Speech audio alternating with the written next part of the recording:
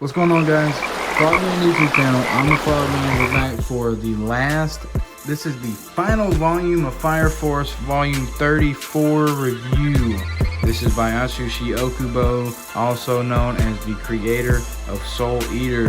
This is also Shinra Banshomen, also known as the creator of Soul Eater. Technically, we'll see.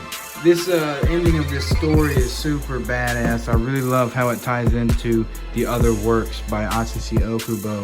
I haven't seen many authors pull off something like that as fluidly and as captivatingly as Okubo did in this volume, because I believe the things that happen here. I can see the things that happen here working in this story based on what we've seen in the past. It's wacky and it's supposed to be. That's the whole point. That's how it's going to be. It's wacky. The introduction here, the beginning of the volume, Shinra Banshomen, superhero guy.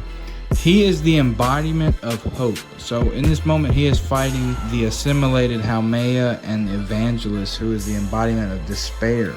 Although they look like God, Shinra is the embodiment of hope. And he looks like the devil. He is the embodiment of the devil. That's what he looks like. He's on the cover here, he's gray. He's got these red eyes. He's got features from his mom, his brother, and himself, Shinra. It is a Shinra Banshomen. There's a lot of talk in this volume between the embodiment of Haumea and Shinra Banshomen about what it means to be able to save people if it means that they're going to die eventually. If you're going to die eventually, the despair of death is always there. It's always going to be in your heart and mind. So how do you save anybody from any kind of despair if you are going to die anyway? If the value of a life is staying, if people value their lives so highly and they're so scared of the things that can happen to them, how can you possibly save a world like that? Also, I want to real quick shout out to this whale. This was one of the most badass panels earlier in the manga when we were in Vulcan's workshop and we saw the giant seascape with the whale and the stars and shit. It was awesome. But how can you save anyone? How can you salvage a world and save a world that no matter what, they're just doomed? If they're doomed to die eventually, there's no saving. The whole point, let's just get it out the way, kill everybody, save them that way. That's what the Evangelist is trying to do. But Shinra is not gonna falter. He's not gonna back down.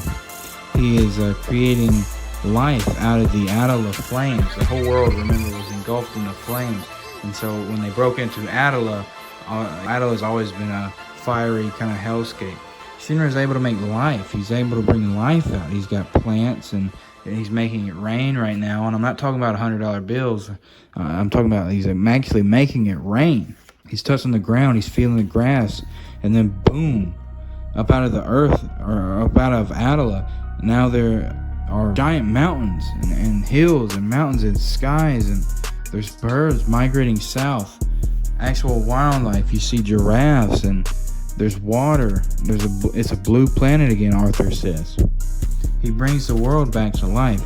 He's able to give life, whereas the despairing Evangelist has always been taking life away.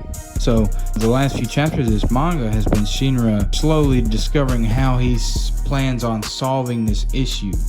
And eventually he takes one of the attacks from Haumea and he throws it back down into the earth. And it creates this very diverse city here. You've got skyscrapers, you've got this Japanese temple type thing, you've got this Russian type building, Attack on Titan style ass building here. Crazy wonky world, but Shinra's surely making it. And then obviously you get these awesome double page panels. Everybody's back. Even people that were dead before are back now. He's bringing everybody back, which is super cool. Shinra's able to bring people back. But what does it mean? What does it exactly mean? Shinra is changing things. He's changing the laws of the world. And we actually learn that he's changing the value of a single life. He's changing the value of a life. An awesome panel there of Haumea crying. If Shinra changes how much people value their life and how much death is integrated into their lifestyle. Awesome double page spread here of an attack from Shinra Banshomen. Super cool. Then Shinra can recreate the world. And so what he did, he just made everything as wonky and crazy as it can be. And they want to live the hell out of life. So let's make life fun as hell. Death doesn't mean as much. And let's create our own, like, God that's in charge of stuff. So he creates God death. This freaking thing right here. That's crazy, bro. He creates God to keep the world in check. And we'll get to this last chapter here. Everybody called him a devil. He found hope. And that day was the day that he joined Company 8. That's the ending of Fire Force. Without going into too much detail, man, I hope you can see that Fire Force has taken up a lot of my time. I've put a lot of effort into Fire Force. I really enjoy this series. I think the ending was a definite solid 10 out of 10 for what it is now. Maybe give me a few months, let me think about it. Maybe it comes down to an 8 or something. It's definitely a good ending. The 2 epilogues, I might do their own video. I might put these in a short. I'm not going to go over the 2 epilogues right now. The end of Fire Force is Among Us. It was good. I really enjoyed it. I'll probably have a video at some point of my full thoughts on Fire Force when I get better at this YouTube thing. For now, I'm just reading and talking about what I like. And that's a lot of freaking notes, man. So stay tuned for next video. Next video is going to be something wild. I'm not even sure yet. On FROGMAN YouTube channel.